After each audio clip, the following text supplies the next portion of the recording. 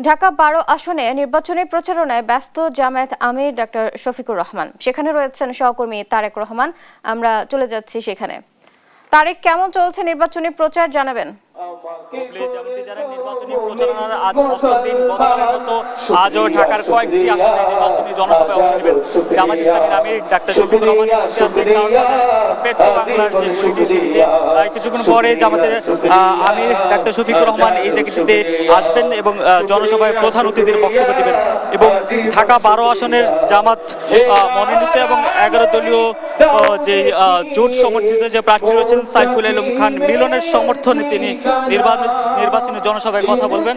আমরা ইতিমধ্যে দেখছি এই জায়গাটিতে ঢাকার ১২ আসন থেকে বিভিন্ন জায়গা থেকে নেতাকর্মীরা এই জায়গাটিতে এসে ইতিমধ্যে উপস্থিত হয়েছেন এবং যে জনসভাটি কিন্তু শুরু হয়েছেন আমরা দেখছি এই জায়গাটিতে ঢাকা ১২ আসনের জামাত ইসলামের বিভিন্ন ইউনিটের নেতাকর্মীরা এই জায়গাটিতে এসে উপস্থিত হয়েছেন। এবং একটু যদি বলে রাখি, আজ সকালেই জামাতের আমির ডাক্তার শফিকুর রহমান বাংলাদেশে নিযুক্ত যুক্তরাষ্ট্রের রাষ্ট্রদূতের সঙ্গে বৈঠক করেছেন এবং এর পরপর ইউরোপীয় ইউনিয়নের যে রাষ্ট্রদূত রয়েছে তার সঙ্গে কথা বলেছেন।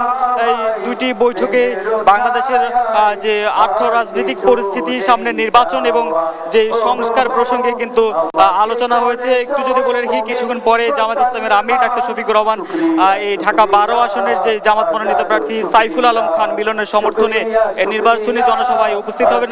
আমরা ইতিমধ্যে দেখছি যে এই আসনের যে জামাত মনোনীত প্রার্থী সাইফুল আলম খান মিলন এবং যেই জামাত ইসলামের নেতাকর্মীদেরকে আমরা এই জায়গাটিতে উপস্থিত হতে দেখছি। কিছুক্ষণ পরই জামাতের আমির ডাক্তার শফিকুর রহমান এই জায়গাটিতে এসে উপস্থিত হয়ে তার প্রধান অতিথির বক্তব্য রাখবেন এবং এর পরপর তিনি